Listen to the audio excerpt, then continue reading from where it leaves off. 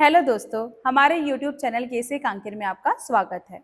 जैसा कि आप देख रहे हैं कि अभी राज्य में विभिन्न भर्ती हो रहे हैं, उसके लिए हम कंटिन्यू अब सीरीज लेके आएंगे जो आपका एमसीक्यू संबंधित रहेगा।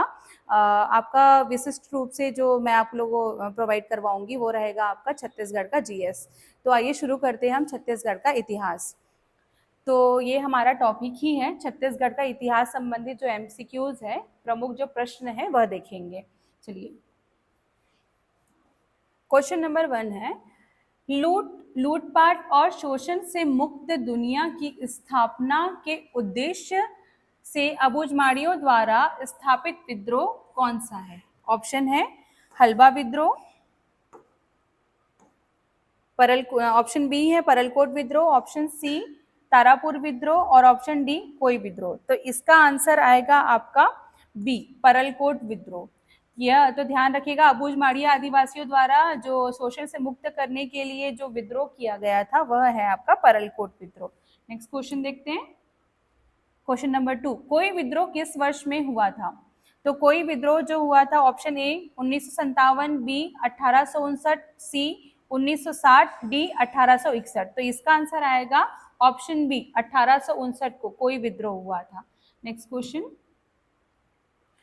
1867 में किसे बस्तर राज्य का दीवान नियुक्त किया गया था जो जनजाति लोगों की शोषण के लिए कुख्यात था? Option A Dhruvrao, B Vaman Baliram Lakhe, C Ramrao Chicholkar और डी है गोपीनाथ कपरदार। तो इसका आंसर आएगा डी, गोपीनाथ कपरदार। गोपीनाथ कपरदार एक बस्तर राजा का दीवान था जो जितने आदिवासी बस्तर के आदिवासियों के ऊपर एकदम बहुत ही ज्यादा उनको शोषण करता था, उनको बहुत ज्यादा परेशान करता था। Next question, question number 4, Bhopalpatnam संघर्ष किस वर्ष हुआ? ऑप्शन 1876, बी 1895, सी 1842, डी 1910। तो इसका आंसर आएगा 1795। भोपालपट्टनम संघर्ष जो हुआ था वो 1795 में हुआ था। थोड़ा सा मैं इसके बारे में बताऊं आपको, भोपालपट्टनम संघर्ष क्यों हुआ था। तो जो बस्तर है वो बस्तर के आदिवासियों का है और यहाँ पे किसी भी ब्रिटिश अधिकारियों को घुसने न देना चाहते थे जो आदिवासी थे।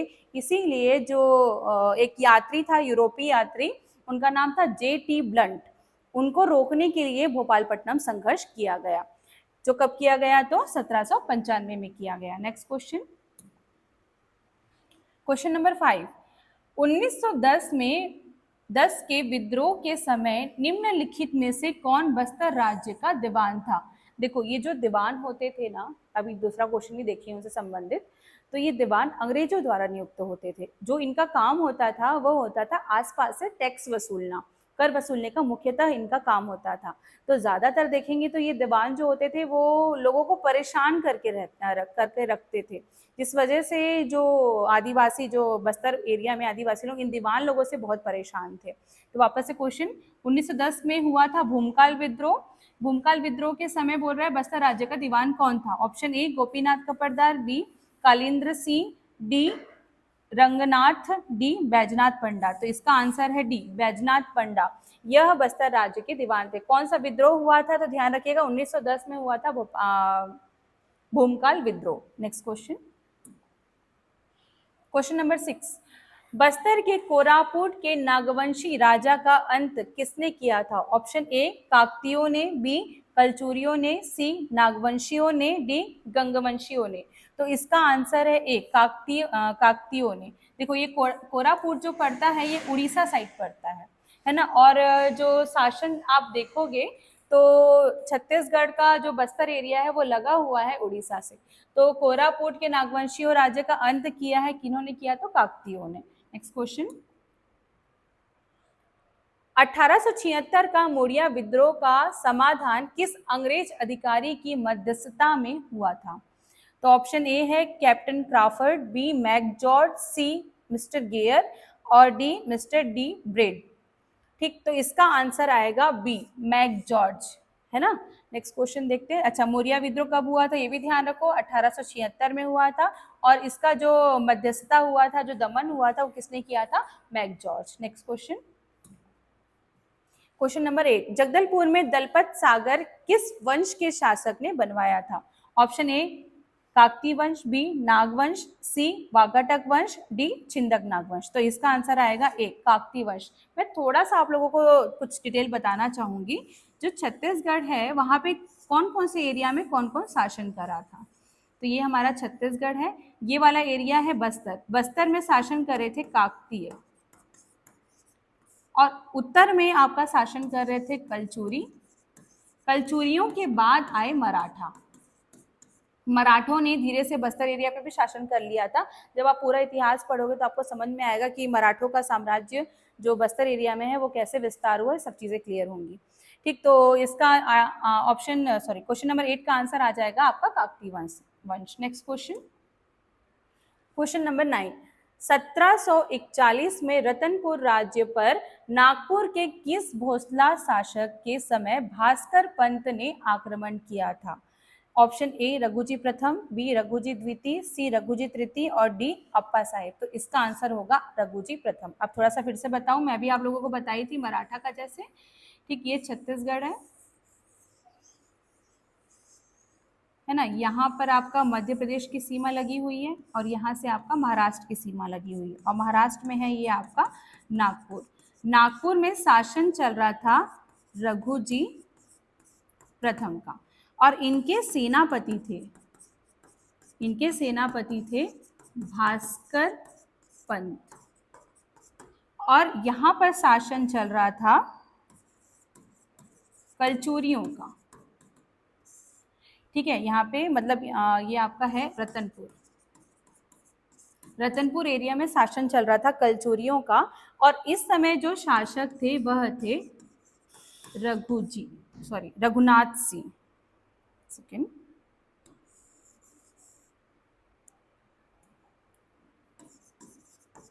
रघुनाथ सिंह। अब देखो, नागपुर में शासन कर रहे हैं रघुजी प्रथम, और जो रतनपुर में शासन कर रहे थे रघुनाथ सिंह। थोड़ा कंफ्यूज नहीं होना, दोनों में रघु रघु है। तो देखो, ये जो भास्कर पंत थे, जो नागपुर के भोसलों के क्या थे, सेनापति थे, या रघुजी प्रथम के क्या थे, सेनापति थे। इन्होंने आक्रमण किया रतनपुर पर। कब किया? तो 1741 में आक्रमण किया। और ये जो रघुनाथ सिंह समय जो राजा थे, यह पुत्र वियोग में थे, तो इनका युद्ध नहीं होता। ये क्या करते हैं, आत्मसमर्पण कर देते हैं। उसके बाद से जो हमारा छत्तीसगढ़ का उत्तरी भाग है ना, वह चले जाता है किनके अधीन, मराठों के अधीन। तो अभी रघुनाथ सिंह जो शासन करेंगे वो मराठों के अधीन रह के करेंगे। फिर धीरे से जब यहाँ पे इनका शासनकाल लगभग जब तक समाप्त हो जाएगा सबका, तब जाके नागपुर के भोसला लोग वापस यहाँ पे प्रत्यक्ष रूप से शासन करने आएंगे। ठीक, तो ये समझ में आया होगा आई होप आप लोगों को। नेक्स्ट क्वेश्चन देखते हैं, क्वेश्चन नंबर 10, मराठा शासक बिंबाजी भोसले की पत्नी का क्या नाम था? बिंबाजी, ऑप्शन ए है आनंदीबाई, बी राधाबाई, सी वसाटा देवी और डी इनमें से कोई नहीं, है ना। तो इसका आंसर आएगा ए आनंदीबाई। देखो, ये बिंबाजी थे, मैं अभी आप लोगों को बताई कि रघुनाथ सिंह के समय मराठों का आक्रमण हुआ, उसके बाद मोहन सिंह आए। मोहन सिंह की मृत्यु के बाद बिंबाजी प्रत्यक्ष रूप से शासन करने छत्तीसगढ़ आए और अपनी राजधानी वो बनाए रतनपुर को। ठीक है, अब इनकी 3 वाइफ थी। एक तो आपको दिख गई कौन, आनंदीबाई। दो और है, एक है आपका रमाबाई और एक है आपका उमाबाई। तो ध्यान रखिए, बिंबाजी भोसले की 3 पत्नियां थी, जिसमें एक पत्नी का नाम आ गया है आपका आनंदीबाई, रमाबाई और उमाबाई। ठीक, नेक्स्ट क्वेश्चन देखते हैं, क्वेश्चन नंबर 11, इस राज्य का प्रथम मराठा शासक कौन था? तो देखो, अभी मैं आप लोगों को बताई कि मोहन सिंह की मृत्यु के बाद मराठा शासक के रूप में डायरेक्ट प्रत्यक्ष रूप से शासन करने के लिए एक शासक आए। तो देखो, डायरेक्टली आपका आंसर निकल जा रहा है बिंबाजी भोसले। ठीक, बिंबाजी के बाद शासन करेंगे व्यंकोजी। ठीक, चलो नेक्स्ट क्वेश्चन देखते हैं, नागपुर के भोसला राज्य पर ब्रिटिश संरक्षक के अंतर्गत छत्तीसगढ़ में नियुक्त प्रथम सुपरिटेंडेंट कौन थे? ठीक है, option A Edmund, captain Edmund, B captain Agnew, C captain Sandys और डी कैप्टन हंटर। देखो, जब ब्रिटिश संरक्षक कैसे होता है, तो व्यंको जी की मृत्यु के बाद तृतीय आंग्ल मराठा युद्ध हुआ, जो आपका हुआ 1818 में।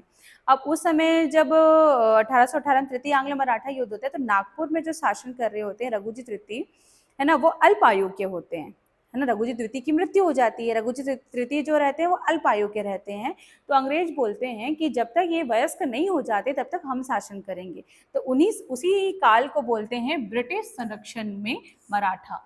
तो ब्रिटिश संरक्षण मराठा जब चलते हैं तो जो ब्रिटिश अधिकारी है ना, वह कहलाते हैं ब्रिटिश अधीक्षक। तो ब्रिटिश अधीक्षक के रूप में जो प्रथम ब्रिटिश अधीक्षक होते हैं वह होते हैं कैप्टन एडमंड। तो टोटल 6 ब्रिटिश अधीक्षक होते हैं, मैं नाम आप लोगों को बता दे रही हूँ। पहला एडमंड, दूसरा एगेन्यू, तीसरा हंटर, चौथा सेंटिस, पांचवा विल्किंसन और छठवां नंबर है क्राफर्ड। तो टोटल 6 आपके ब्रिटिश अधीक्षक होते हैं। नेक्स्ट क्वेश्चन देखते हैं। क्वेश्चन नंबर 13, सूबेदार केशव गोविंद के शासनकाल में इस राज्य में निम्नलिखित में से कौन यूरोपीय यात्री आया था जिसे यहाँ की संस्कृति की स्थिति के बारे में लिखा था? Option A Forrester, B Elliot, C Blunt और डी कोलब्रुक। तो ध्यान रखिए इसका आंसर आएगा कोलब्रुक, डी। ठीक, नेक्स्ट क्वेश्चन देखते हैं। क्वेश्चन नंबर 14, निम्नलिखित में से किस मराठा सूबेदार ने इस राज्य में परगना पद्धति प्रारंभ की थी? Option A Mahipatrao, B Vitthalrao Dinkar, C Keshav Govind, D Bhikaji Gopal. तो इसका आंसर आएगा ऑप्शन बी विठ्ठलराव दिनकर। इन्होंने सूबेदार पद्धति प्रारंभ की, मराठा सूबेदार पद्धति इनके काल में शुरू हुई, परगना पद्धति की शुरुआत हुई। नेक्स्ट क्वेश्चन, छत्तीसगढ़ में किस मराठा शासक ने सूबा व्यवस्था प्रारंभ की? Option A Bimbaji, B Chimnaji, C Vyankoji, D Parsoji. तो इसका आंसर आएगा सी व्यंकोजी। देखो क्या होता है कि जब प्रत्यक्ष रूप से मराठा शासन आता है तो डायरेक्ट जो शासन करते हैं वह करते हैं बिंबाजी, है ना, जो नागपुर से आए होते हैं, है ना। लेकिन बिंबाजी की मृत्यु के बाद व्यंको जी पूरा शासन जो चलाते हैं वो नागपुर में बैठ के चलाते हैं और अपने पूरे कार्यकाल में केवल 3 बार छत्तीसगढ़ आते हैं। लेकिन अगर वो नागपुर में रह रहे हैं तो छत्तीसगढ़ में शासन कौन करेगा? तो इसीलिए व्यंको जी द्वारा छत्तीसगढ़ में सूबेदारों को नियुक्त किया जाता है। तो इसीलिए बोला जा रहा है कि किस मराठा शासक ने सूबा व्यवस्था प्रारंभ की? तो किसने प्रारंभ की? व्यंको जी ने। तो क्यों की अगर पूछता है, मतलब जैसे मेंस वगैरह में क्वेश्चन पूछता ज्यादातर, तो क्यों की, तो क्यों, क्योंकि उनको नागपुर में शासन करना था और वह कहाँ रहते थे? नागपुर में रहते थे। तो अपने पदाधिकारी के रूप में किसको नियुक्त किए थे? सूबेदारों को। और पूरे कार्यकाल में केवल 3 बार छत्तीसगढ़ आए। तो आइए नेक्स्ट क्वेश्चन देखते हैं। क्वेश्चन नंबर 16, छत्तीसगढ़ में पहली बार कब अंग्रेजी शासन के अधीन हुआ? मतलब छत्तीसगढ़ कब पहली बार अंग्रेजों के अधीन आया है, क्वेश्चन ये बोलना चाह रहा है। ए है 1801, बी 1812, सी 1818, डी 1821। तो ध्यान रखिएगा आंसर आएगा सी 1818। देखो तृतीय आंग्ल मराठा युद्ध हुआ, है ना। ब्रिटिश क्या बोला कि जो हमारे नागपुर के शासक है वो अल्प आयु के थे, जब तक वयस्क नहीं होंगे तब तक हम शासन करेंगे। तो ब्रिटिश संरक्षण में मराठा जाता है, तो पहली बार जाता है 1818 से लेके 1830 तक। ठीक, नेक्स्ट क्वेश्चन। भोसला राज्य पर ब्रिटिश संरक्षण की अवधि में किस छत्तीसगढ़ का अधीक्षक नियुक्त किया गया? ठीक है, भोसला राज्य पर ब्रिटिश संरक्षण की अवधि में किस छत्तीसगढ़ का अधीक्षक नियुक्त, किसे छत्तीसगढ़ का अधीक्षक नियुक्त किया गया? A Elliot, B Hunter, C Edmund और डी एगेन्यू। तो इसका आंसर आएगा ई। छत्तीसगढ़ के पहले ब्रिटिश अधीक्षक बोले या डिप्टी कमिश्नर बोल लो, ये बने थे चार्ल्स सी इलियट। इनका पूरा नाम है चार्ल्स सी इलियट। नेक्स्ट क्वेश्चन देखते हैं। क्वेश्चन नंबर 18, किस ब्रिटिश ने 1818 में छत्तीसगढ़ की राजधानी रतनपुर से रायपुर स्थानांतरित की? Option A Hunter, B Edmund, C Agnew और डी इलियट। तो ध्यान रखिएगा सी एगेन्यू। इनके द्वारा जो छत्तीसगढ़ की राजधानी रतनपुर से कहाँ शिफ्ट की गई? रायपुर शिफ्ट की गई। Next question. Question number 19, Maratha शासन के अंतर्गत छत्तीसगढ़ में सूबा व्यवस्था के अधीन प्रथम सूबेदार निम्न में से कौन थे? ए महिपतराव, बी विठ्ठलराव, सी केशव गोविंद, डी बेकाजी गोपाल। तो इसका आंसर आएगा ए, महिपत राव। मैं आप लोगों को थोड़ा सा बता दूं कौन कौन थे छत्तीसगढ़ के सूबेदार। महिपत राव, विठल राव, भवानी कालू, केशव गोविंद, विकोजी पिंडरी, धीरो कुल्लूकर, बिकाजी गोपाल, सखाराम हरी, सीताराम टांडिया, यादवराव दिवाकर। ये टोटल 10 आपके क्या नाम से छत्तीसगढ़ के सूबेदार हुए, जिसमें जो 2 लोग हैं ज्यादातर इनका नाम नहीं दिखता है। आइए देखते हैं क्वेश्चन नंबर 20। छत्तीसगढ़ में मराठा शासन व्यवस्था में कलचुरी काल का कौन सा पद नियमित बना रहा था? ऑप्शन ए कमाविंजदार, बी गौटिया, सी पटेल, डी फडणवीस। तो ये इसका आंसर आएगा बी, गौटिया। गौटिया का पद कंटिन्यू रहा। ठीक, next question. Question number 21। Veer Narayan Singh ने किस ब्रिटिश अधिकारी के समक्ष आत्मसमर्पण किया? ठीक, तो option A Elliot, B CBL Smith, C Maxon और डी है आपका जेनकिंस। तो इसका आंसर आएगा बी, ये रहते हैं पुलिस अधीक्षक। उस समय जब वीर नारायण सिंह गिरफ्तारी होती है तो उस समय पुलिस अधीक्षक होते हैं CBL Smith. Next question. Question number 22। विद्रोह के बाद वीर नारायण सिंह की गिरफ्तारी कब हुई थी? ए 28 नवंबर 1957, बी 1 दिसंबर 1957, सी 2 दिसंबर 1957, डी अच्छा ठीक। Question number 22। विद्रोह के बाद वीर नारायण सिंह की गिरफ्तारी कब हुई थी? ऑप्शन ए 28 नवंबर 1857, बी 1 दिसंबर 1857, सी 2 दिसंबर 1857, डी 10 दिसंबर 1857। तो देखो, वीर नारायण सिंह की जो गिरफ्तारी हुई थी वो 2 दिसंबर 1857 को हुई थी और 10 दिसंबर 1857 को उनको फांसी दे दी गई थी। ठीक, नेक्स्ट क्वेश्चन देखते हैं। राजनांदगांव के मजदूर आंदोलन के कारण ठाकुर प्यारेलाल सिंह को किस वर्ष रियासत से निष्कासित होकर रायपुर आना पड़ा था? Option A 1922, B 1925, C 1924, D 1920। तो इसका आंसर आएगा सी 1924। इनको राजनांदगांव से निष्कासित कर दिया गया और 1929-30 के आसपास इनका निष्कासन वापस हुआ था। Next question. रायपुर की कौन सी घटना को सूरत फुट 1907 की पृष्ठभूमि कहा जाता है? ठीक, ऑप्शन ए है 28 फरवरी 1907 को अखिल भारतीय कांग्रेस परिषद, बी है 29 मार्च 1907 को प्रांतीय कांग्रेस कमेटी की बैठक, सी 1 अप्रैल 1907 को भारतीय सांस्कृतिक परिषद की बैठक, डी 8 अप्रैल 1907 को मजदूर सम्मेलन। तो इसका आंसर आएगा बी, 29 मार्च 1907 को प्रांतीय कांग्रेस कमेटी की बैठक ये आयोजित हुई थी रायपुर में। ठीक है, तो ये इसलिए बोलता है क्योंकि कांग्रेस के सूरत अधिवेशन में जो कांग्रेस था वो 2 भागों में बट गया था, गरम दल और नरम दल। इसका इफेक्ट डायरेक्ट हमको देखने को मिलता है प्रांतीय कांग्रेस कमेटी की बैठक रायपुर में 1907 में। यहाँ पे छत्तीसगढ़ में भी जो कांग्रेस कमेटी है वो 2 पार्ट में डिवाइडेड हो जाएगी, नरम दल एवं गरम दल, जो 1916 में जाके वापस एक होते हैं। Next question.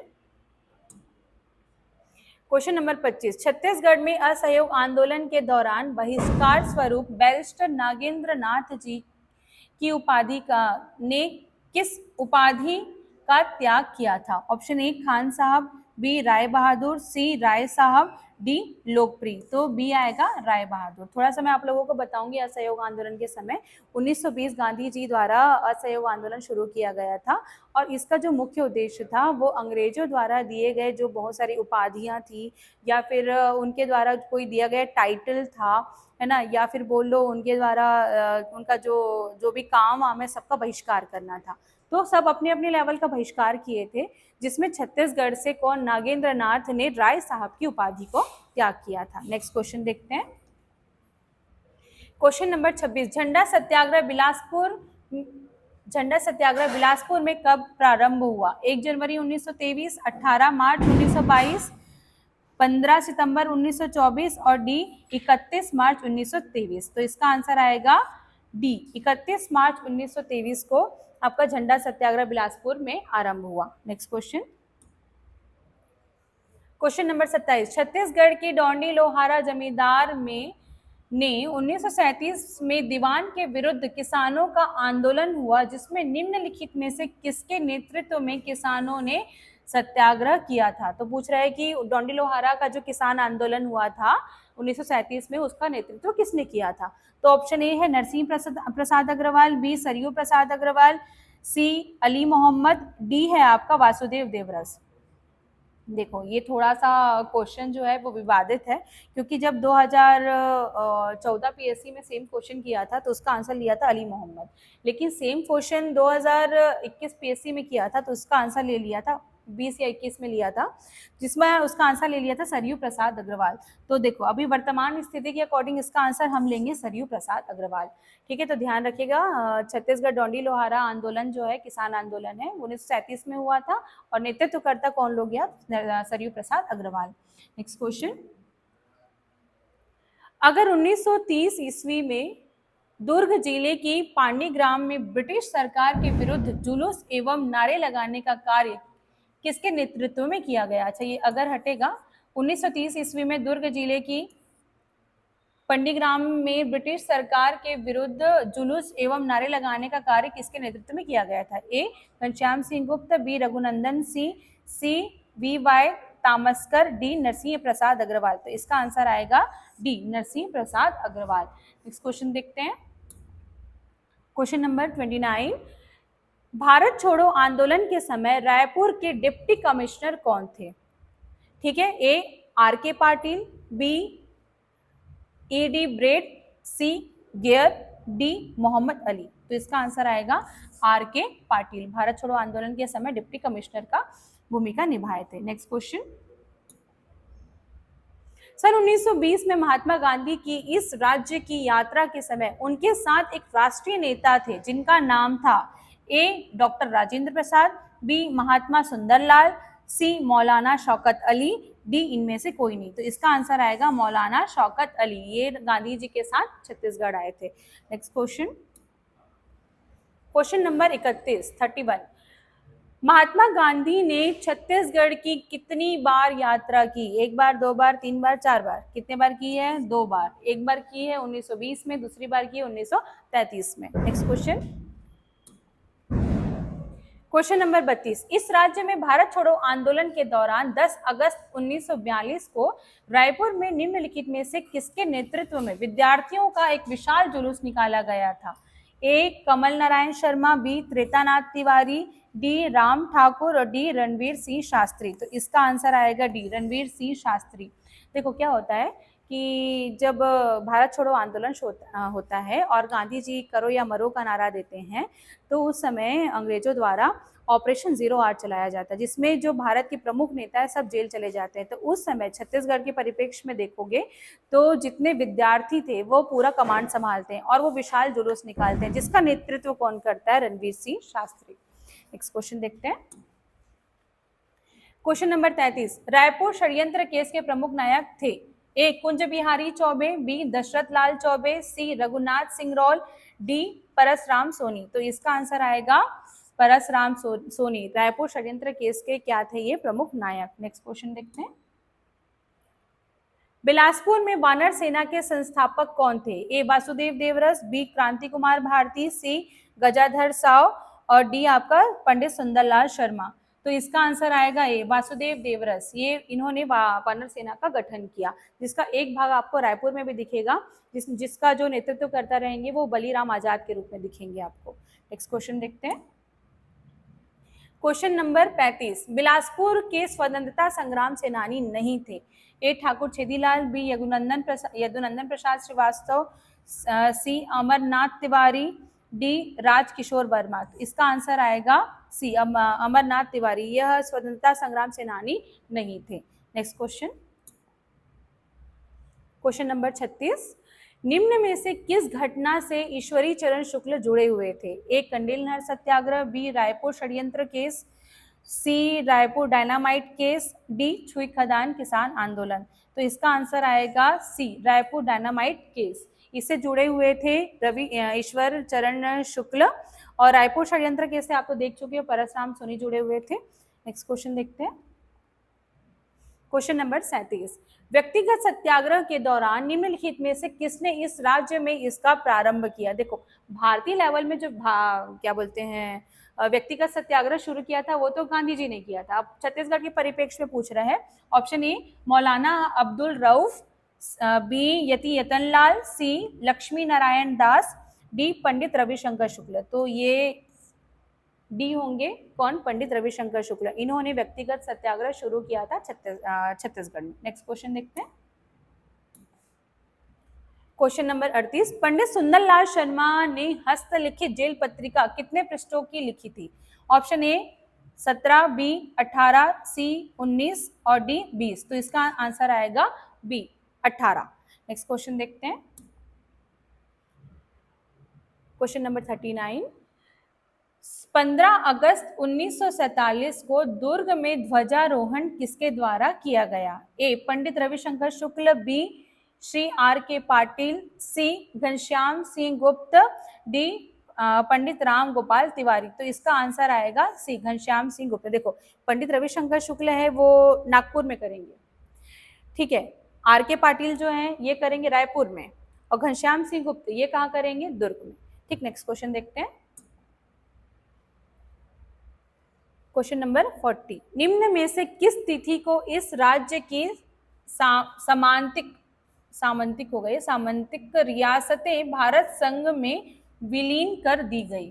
ठीक है, मतलब ये बोल रहा है कि जो सामंती रियासतों ने कब हस्ताक्षर किया फाइनली, ठीक। ए 15 अगस्त 1947, बी 26 नवंबर 1947, सी 31 दिसंबर 1947 और डी 1 जनवरी 1948। तो इसका आंसर आएगा डी 1 जनवरी 1948 को जो छत्तीसगढ़ के 14 रियासत थे उन्होंने क्या किया, भारत संघ में विलय होने के लिए विलय पत्र पर हस्ताक्षर किए, फाइनल वाला, ठीक। तो इस प्रकार आपका खत्म होता है छत्तीसगढ़ का इतिहास का पोर्शन, ठीक है। आगे आपको कंटिन्यू और वीडियो मिलेंगे, तो बने रहिए हमारे यूट्यूब चैनल केसी कांकेर के साथ। और यदि वीडियो अच्छा लगे तो लाइक कीजिए, सब्सक्राइब कीजिए और शेयर कीजिए। Thank you.